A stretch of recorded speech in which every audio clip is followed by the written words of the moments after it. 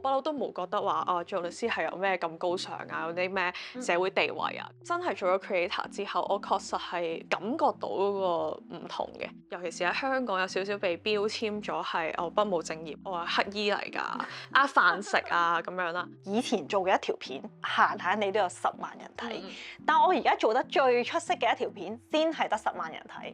呢樣憧憬咧係，就算你話我以前賺幾多錢都好，換唔到翻嚟嘅。我想講，裸辭拍片。Good take 我覺得你啲笑聲有啲魔性。Hello， 大家好，我係阿 Sa， 歡迎我哋今集嘅嘉賓先。Hello， 大家好，我係藍藍靚。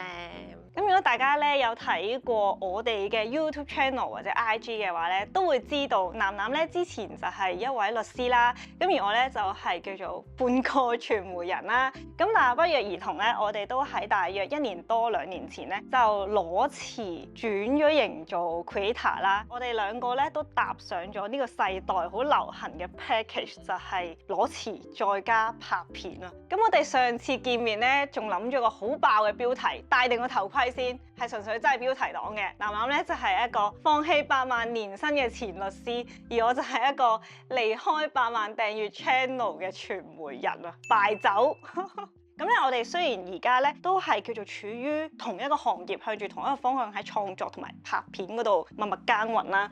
但係因為我哋嘅起點或者係背景都有啲唔同，即係好似藍藍咁，佢就係新手咁樣上路啦。咁而我就叫做有啲經驗咁樣去接觸呢一行，所以我哋之間咧雖然好多共鳴位，但係其實同時都有好多差異。即係上次傾咧都有好多思想嘅碰撞啊，所以而家咧就會一一同大家講，除咗呢一個心路歷程之外，我哋仲要好赤裸咁樣分享我哋嘅行業秘聞。同埋我哋究竟拍片係需要啲咩技術嘅咧？有冇技術含量可言嘅咧？咁都會可以俾到算係建議啦，俾各位如果你哋又係想裸辭，又係想拍片嘅，究竟係咪真係咁好賺咧？咁樣咯，係啦。咁我哋而家先俾藍藍講一講，你係點樣由律師然後踏上咗 creator 呢條路嘅咧？一開頭其實真係誤打誤撞，即係我從來唔係諗好咗話我要做 creator， 我唔做律師啦，我就開始學拍片剪片，絕對唔係咁樣嘅。咁因為我一開頭喺 ConU 讀 B Law 嘅，咁就好順理成章咁就成為咗一個律師。我讀咗6年書，因為我 double degree， 再加要考 PCLL， 跟住喺 iFirm 做咗3年律師，咁所以我9年嘅人生都係法律，即係我從來冇諗過有一日係轉跑道咁樣。咁個契機咧，純粹就係因為我最細個妹有1年生日，我同我中間個妹咧就買咗部 iPhone 送俾佢，就影低咗我哋俾驚喜佢嘅呢個過程，好粗製濫造咁樣 download 咗 CapCut 就剪咗第一條片，喺中間就揾到一個樂趣啦，就覺得我哋喺一個記錄日常當中又有人真係中意睇喎咁樣，跟住就開始第2條就剪我自己嘅旅行片啦，關於喺中東啊、南美啊嘅國家，可能好多條都有10萬 views 咁樣，咁就越嚟越有嗰個成功感，同埋又結合咗2樣我好中意做嘅嘢，就係旅行啦，加我中意寫字嘅，即係寫稿，將呢樣嘢轉化成為影像嘅記錄咁樣咯，咁樣就開始咗拍片剪片，成為咗我嘅一個興趣。本身喺一條康莊大道上面，點解突然間會有一刻係想去一個唔穩定嘅職業嗰度呢？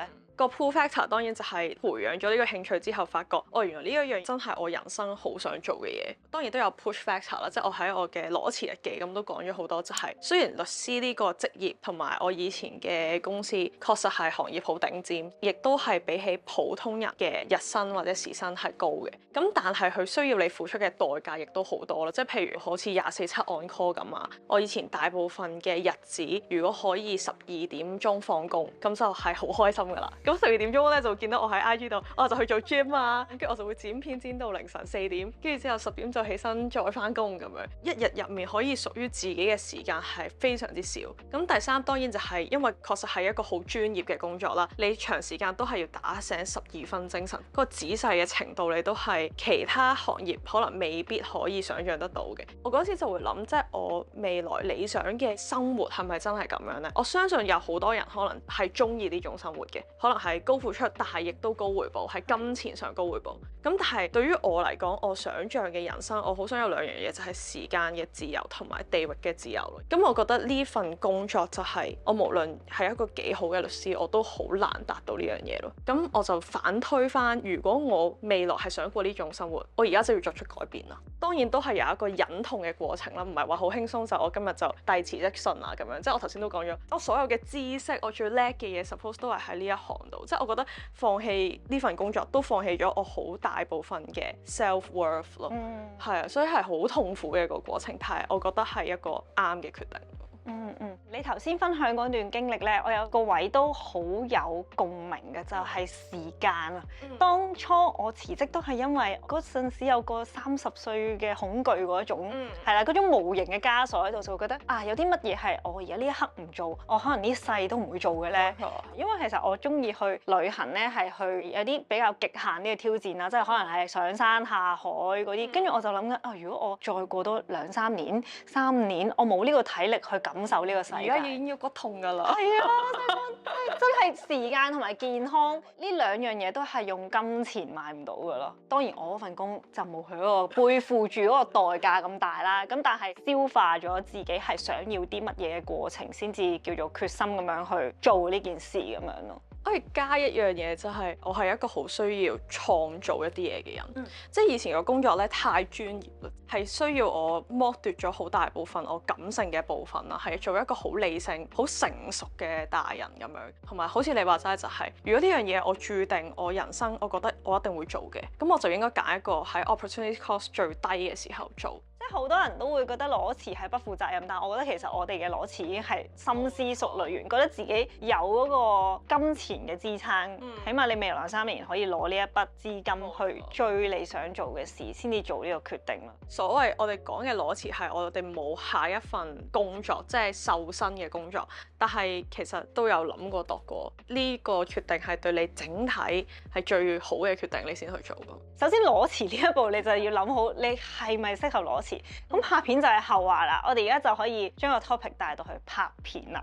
咁你一開頭係點樣揀呢個題材嘅咧？你嗰陣時係咪已經專攻 IG 片嘅咧？一開頭 IG Reels 就會容易啲上手啦。我揀嘅題材就係其實都係跟翻我個人嘅興趣。我覺得我最核心嘅主軸都係探索世界咁樣咯，同埋鼓勵大家去跳出 comfort zone 咁樣。即係旅遊其實好似都係我哋嘅影片嘅主軸咯。咁你之後係將呢啲短嘅旅遊 IG Reels 擴展到去長片嗰度做㗎嘛？我覺得我一開頭做長片嘅邏輯，或者甚至我依家做長片嘅邏輯，都可能同你本身就已經係叻做長片，可能有啲唔同嘅，就係將一條長片可能當成幾條細嘅 reels 咁樣咯。即係我會想速度係快好多嘅，跟住之後每1分鐘都有佢嘅起承轉合啊。我都係會喺去之前寫好晒稿啦，mark 低一啲我想拍到嘅畫面啦，跟住就慢慢砌翻佢出嚟啦。咁就變咗都係比較文字向，就唔似做幕前好叻嘅人，我就攞起部機就即刻講㗎啦。咁我確實就唔係嘅，即係我喺默默背後咧寫好多稿啊，寫好多金句，即係我自己中意嘅金句。我每條片都會有一個tagline 啊咁樣。嗰個邏輯其實比較似幕後，都係好似啲人做旅遊節目咁樣，寫好晒 VO，寫好晒我想要嘅大綱咁樣先再拍嘅咁樣。其實你呢個架構都同我以往做過嘅崗位都好似，即係都係由文字發展到去影片咁樣咯。即係有咗個大綱，有咗個廊線，個稿我 key 喺度啊，好長20幾頁嘅，咁就一路掃落去啦，咁有晒嗰啲 storyline 啊、分鏡啊乜乜乜。好 respect。而家因為係自己拍啊嘛，就會 mark 咗喺呢一度咯。冇錯。即係我而家咧就同時要拍長片啦，又要拍 reels 啦，又要講嘢啦，又要執 shot 啦，所以就要運轉緊咯。所以有時可能你哋睇到嗰啲有啲片好攰個樣，可能就係因為嗰條片係太多嘢要拍，拍到個人嘔晒咁樣。但係我都會盡量保持我鏡頭前嘅 energy 嘅。你都有講過，你係咪需要好耐嘅時間先可以 recover 到？係啊，因為我以前有諗過要拍好開心，即係好大家平時睇嗰種方式。大家好，我立立。呢個可能都係某部分嘅我，但係90% 嘅時間都唔係咁樣啊嘛，即係我就係一個比較平靜啦，即係食嘢都係好味，即係我唔會話好好味啊，即係我就唔係呢你做到種人。喎，你做到喎。好假，我覺得人哋會睇得出啊，或者會覺得我好用力咯，即係就唔係我咯，所以我就放棄咗行呢個路線。好好笑。所以我覺得做幕前勁嘅人都係需要天賦同埋都係要練嘅。我知道一啲幕前嘅人甚至係會有本簿仔抄低晒一啲 gag 啊、冷笑話啊，或者點樣可以中 point 啲咁去覆人哋啊，呢啲全部嘢都係專業技能嚟嘅咯，我覺得。係啊係啊。之前可能有啲經理人公司想簽我啦，即係佢就會俾條片我睇，跟住就話：你知唔知你條片有咩問題啊？跟住我就有咩問題啊？係啊。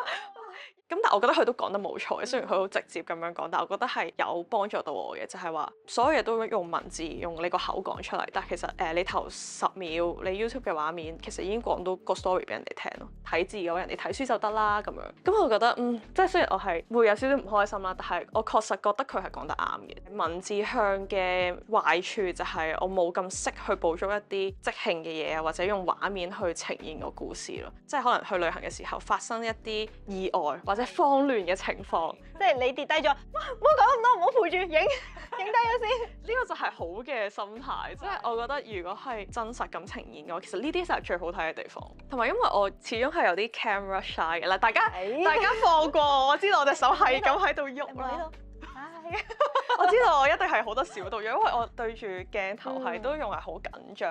多多包啦。咁佢都話我啲片就係好少自己對住個鏡頭講，成日都匿喺個咪後面錄 VO 咁樣就會令到我同觀眾嘅關係遠咗好多咯，或者觀眾會想因為你啲片 follow 你，但係唔記得你係邊個。呢個都係我點解好快就由 Reels 都有拍埋 YouTube 嘅呢個原因，因為我覺得始終 YouTube 個時長長啲啦，同埋真係對住個鏡頭同觀眾傾偈，大家可以了解你個人多好多咯，比起 Reels。係嘅，陪伴嘅感覺可能係多啲咯。我係好羨慕你嘅 engagement 咯，即係你同觀眾嗰個親密度嘅關係。你點解會知我 engagement 啊？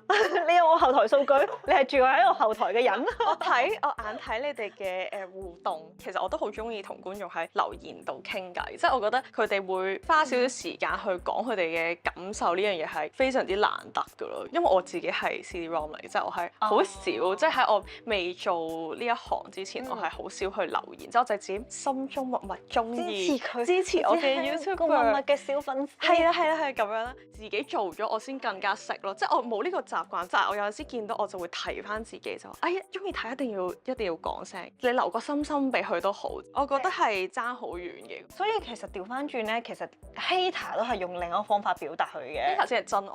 係啊，真係真愛咯，即係佢條片都會留言鬧你噶嘛。未紅到有咁 devoted 嘅 hater 咯，我暫時。你嗰個法律學士太難 challenge 啦。其實咧，我覺得你真係可以走向講嗰啲又唔好太認真嘅法律問題，都好似會好多人睇。其實係好有趣嘅，但係我好驚，因為你始終都會有一班真嘅律師就會想 challenge 你。都係嘅。因為你好難講得好全面，即係法律唔係非黑即白，你好多辯論，你就會勾咗一班真係好認真對待你講嘅法律議題嘅人，所以我都唔太夠膽講真正嘅即係法律議題咯。唔係我唔識，而係我唔想變咗日日都同人哋喺網上面返學咁樣，即係好似上庭咁樣，呢個留言區就好似。我一開頭有留意到你開始拍長片嘅時候咧，就係俾你嘅電影感吸引咗。因為我自己本身中意睇外國嘅 YouTuber 啦，譬如係 Gox 啊咁樣，我好中意佢哋嗰種剪接嘅模式，同埋好中意譬如佢哋係用classical music 啦，會每個 shot 都諗好多得意嘅鏡頭啦，譬如我好中意用魚眼鏡啊，好中意用tracker 啊，或者用 prop lens， 我自己好中意玩呢啲鏡頭嘅嘢嘅咁樣，即係我覺得令到個畫面更加豐富。即係雖然香港嘅觀眾咧唔係好多人特別中意或者睇重呢一方面，講真。即係我覺得個性價比係唔高嘅，係。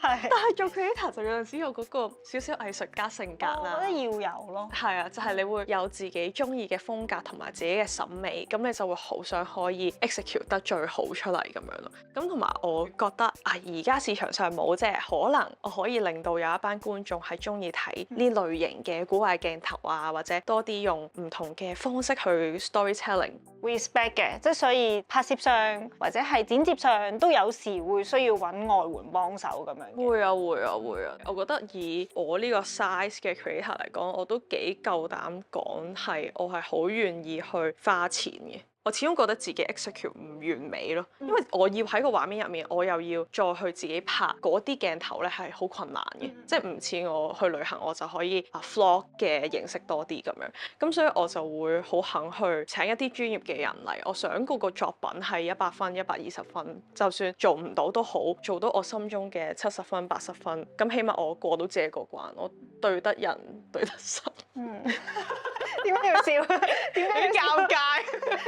佢突然間 Sam 虛咗一下。Sam 虛。同埋因為我覺得我從來都唔係淨係想做 creator 咯，即係我會當自己係一間公司咁樣去經營咯。如果係一間公司嘅話，你冇可能乜嘢都係你自己做晒。譬如台灣咁樣有好多 YouTuber，可能 since day one 已經係有一個 team，大家一齊去做呢件事。即係我覺得一班人會行得遠啲咯。我同佢完全係相反啊！我而家就係反璞歸真咯。啊，咁啊係喎，你調翻轉。係啦，我以前就係都真係一 group 人做好多一齊做嘅 project，分工咁樣。係啦，咁啊，我問多你一句就係你會唔會懷念有一個 team 去一齊做？係會嘅，因為自己做都會有孤軍作戰嘅時候咯。但係未來會唔會想 build 一個 team？定係其實因為我覺得一個人做咧係確實有一個人做嘅好處嘅，你自己好多嘢彈性啲啦，同埋因為你係個老闆啊嘛，即係你唔使同人哋溝通 pre-production 溝通 production 溝通 post-production 溝通咁樣，確實自己剪個流程可以快好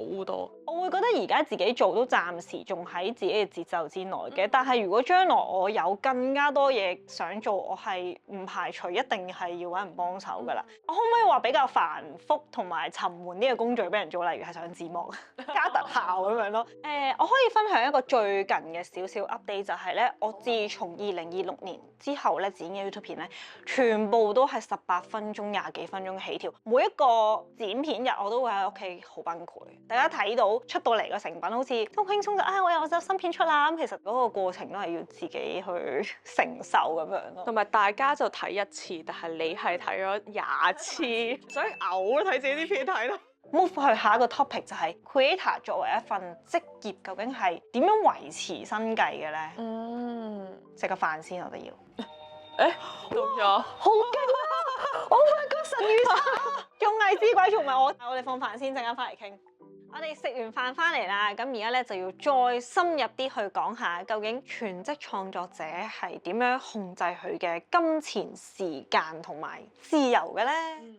一開頭都已經開始有收入，因為其實我本身做律師嘅時候已經有一路 run 緊 IG， 但係嗰時未開始拍 YouTube 嘅。辭職之後咧，其實已經即刻係踏入一個全職創作者㗎啦，即係我都冇乜點休息，即刻就係咁 IG 出片啊，跟住就去到prepare 我 YouTube 嗰邊啊。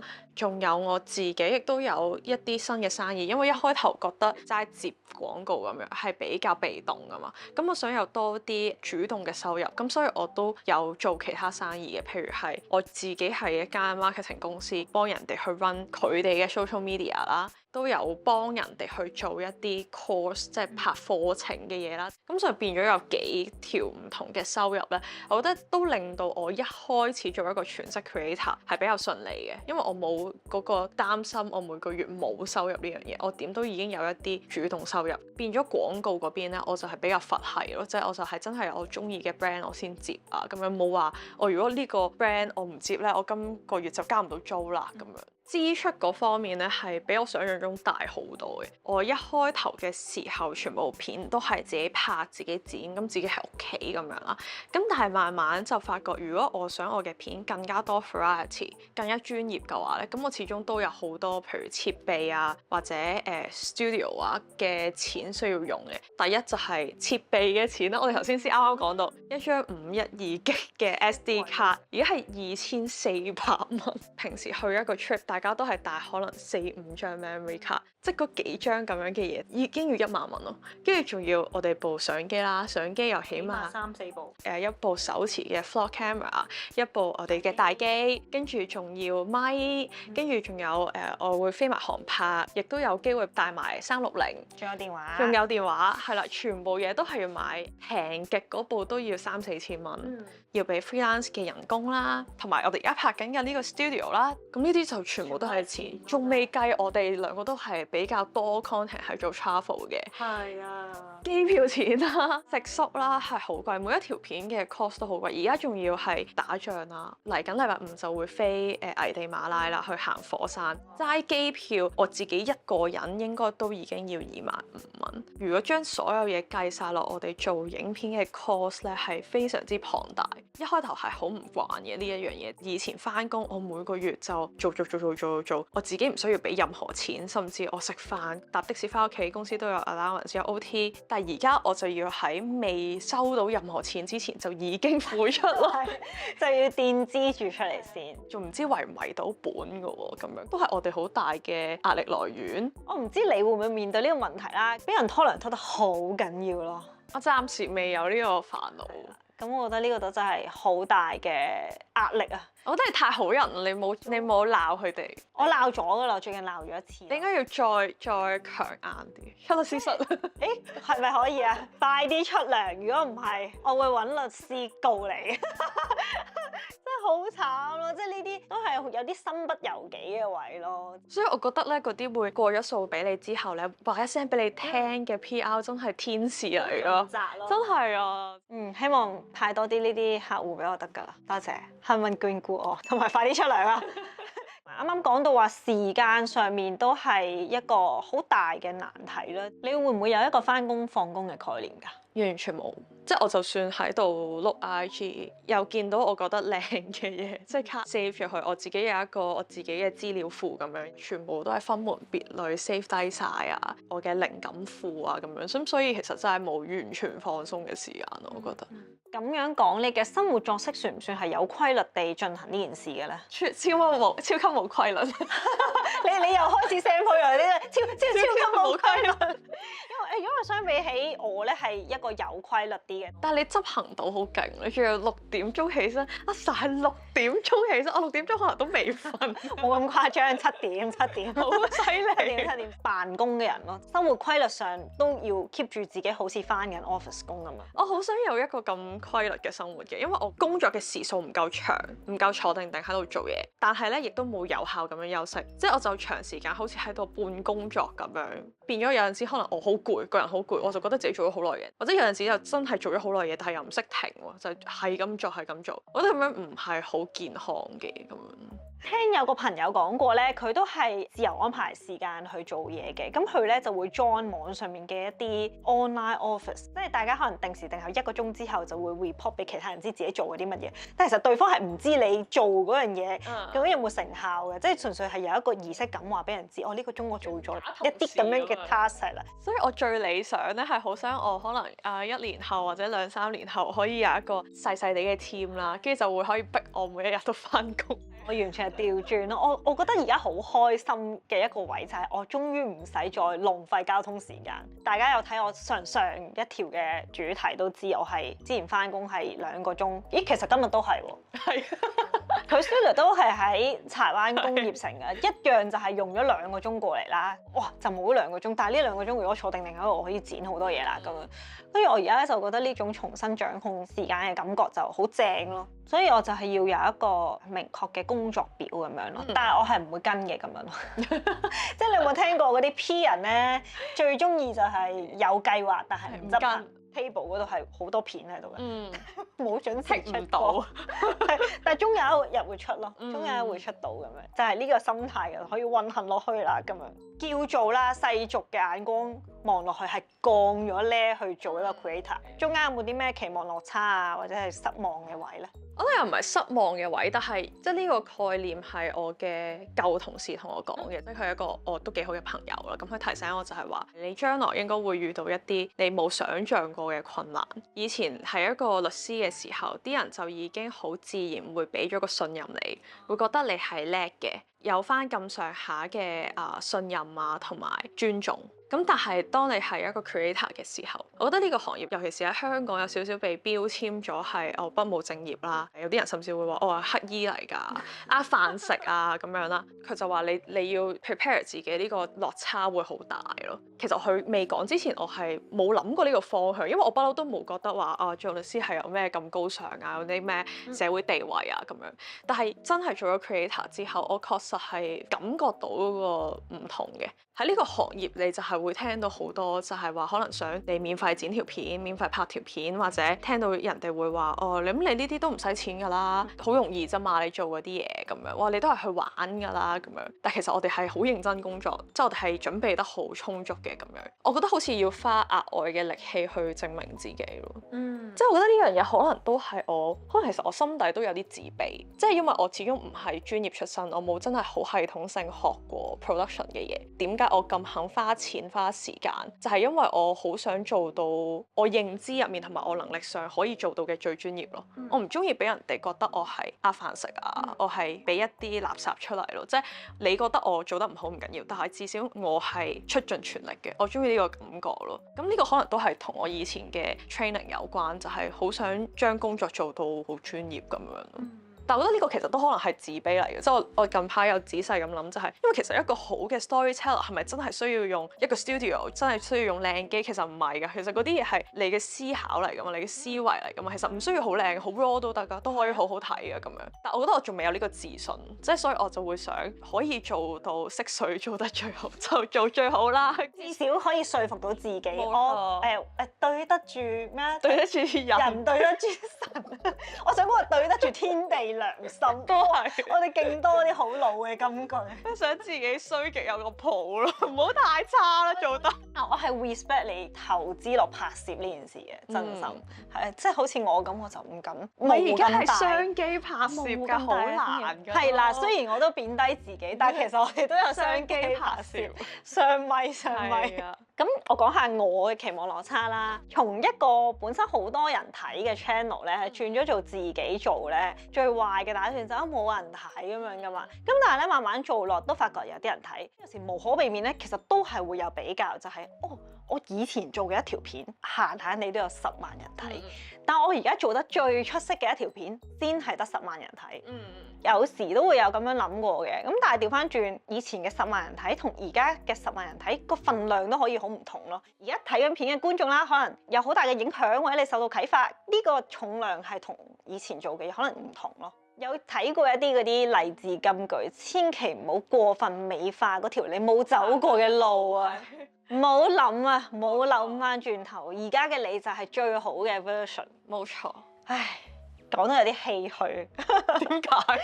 好正面咩呢句？因為我以前曾經好風光噶嘛，睇下你以前着嗰我以前好樣衰啊，以前長頭髮翻工。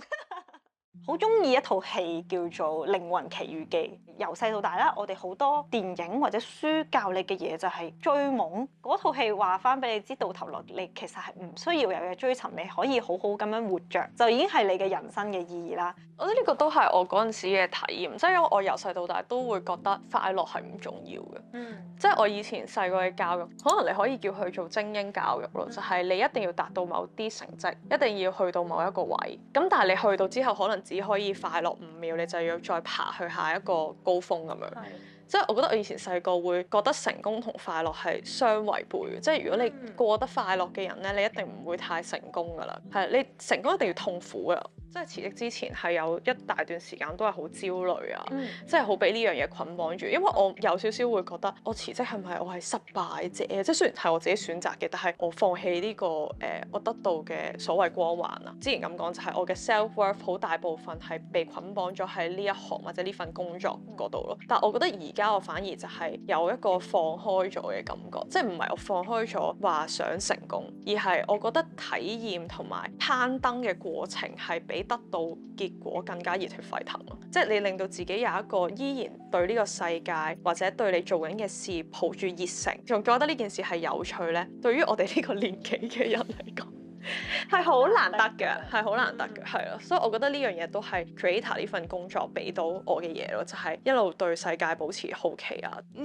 樣憧憬咧係好難用金錢去量化，即係我覺得係呢份工作俾到我哋嘅咯，就係我哋揾到一樣自己中意做嘅嘢，而願意為之付出嘅嘢。雖然佢講得好風平浪靜、輕描淡寫啦，但係頭先我 off cam 嘅時候都有問到佢之前律師嘅一啲生活同埋佢而家嘅一啲轉變，即係我都覺得要好大勇氣，易地而處。我就諗我應該可能會為現實金錢低頭。我哋生長嘅環境啦，生活嘅環境係唔提倡休息嘅，即係我覺得華人社會就係唔太提倡呢樣嘢，俾你嘅靈魂休息，俾你嘅身體休息。即係我覺得你只有個人個腦袋夠放鬆咧，你先可以學習新嘅事物，先可以重新對世界有熱誠咯。即係我覺得呢個係裸辭俾到我最大嘅收穫。我覺得我重新得到咗我以前失去嘅生命力。聽到都有啲好辛苦啦。我就會覺得未必要去到裸辭咁極端嘅，你可以試下轉個環境，我覺得已經好唔同。開始一個副業啊，或者開始一個興趣開始咯，即係令到你自己有一個額外嘅嘢可以做，可以令到你有成就感、成功感都好㗎。好多人去做 yoga 啊、high rocks 啊、跑馬拉松啊，呢啲都係 OK 嘅，即係唔一定要話我要轉一個工作，可以轉一個興趣又得。如果我之後拍片咧，我已經諗咗個 plan 㗎啦。如果我開始冇人睇咧，我就會轉型做嗰啲咧唔露樣嗰啲咧，拍嗰啲好有生活質感嘅 vlog。呢個就係我 channel 未來嘅走向，大家拭目以待，睇下會唔會60歲嘅走向。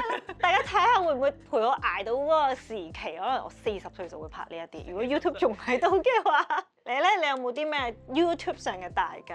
短期嘅話，我就希望拍多啲旅居嘅，將會去呢個危地馬拉住1個月，大家可以嚟睇下我喺火山底下生活嘅影片。大家唔準 Google 而家即刻答我危地馬拉喺邊度？唔知係正常嘅。唔準 search， 即刻答。嚟睇我嘅片就會知。2個月後，1個月後，6個月後。係唔得，你快啲請人剪啦，快啲出片啦。好 hea 啊，最後差唔多啦。你使唔使講個 conclusion？有，咁梗係要 CLS 我哋嘅 channel 啦 ，follow 埋我哋嘅 IG 啦。中意我哋今日分享嘅內容有共鳴或者有想反駁嘅位嘅話咧，快啲留言，我會逐個覆。佢就睇下揾。唔好鬧我。揾法律書去再覆大家。好啦，咁你下次再見啦，拜拜。我好羨慕人哋台灣嗰啲 YouTuber 可以有好多一齊去旅行嘅機會，但係又可以拍到各自有風格嘅片。希望我哋有機會都可以咁樣去。我覺得可以啊。招攬多。你等我翻嚟先，大家喺下面報名。旅遊 YouTuber。